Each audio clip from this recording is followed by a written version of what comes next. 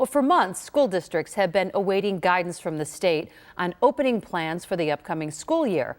They still don't have it, but they are getting some details from the state education department on the upcoming year, as we hear from 2 on Your Side's Jeff Preval.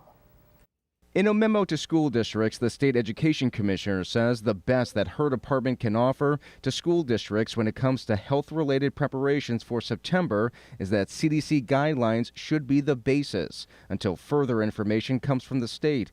Guidance from the CDC recommends indoor masking for everyone regardless of vaccination status, a recommendation on 3 feet of physical distancing, and in-person learning if at all possible. It's developmentally critical that every child be in school in person every single day. So I think that's the most important takeaway. The commissioner goes on to say that the education department won't require schools that are open for full in-person learning to provide virtual learning, but that districts can offer remote learning if it makes sense for them. The commissioner also says the department has suggested that state guidance consider local discretion on masks and physical distancing. If this was the guidance for September, we would strongly recommend masking indoors.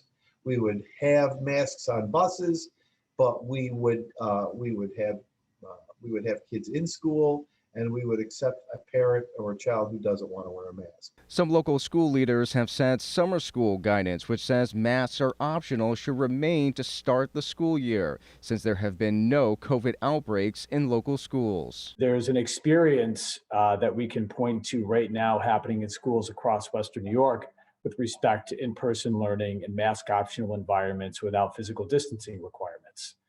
You've got probably 10 or 20,000 students learning every day. But whether state health officials and the governor's office support what the state education department says, that remains to be seen.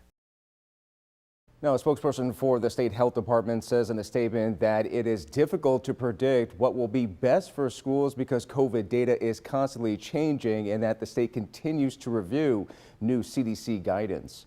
I'm Jeff Preval, Channel 2 News.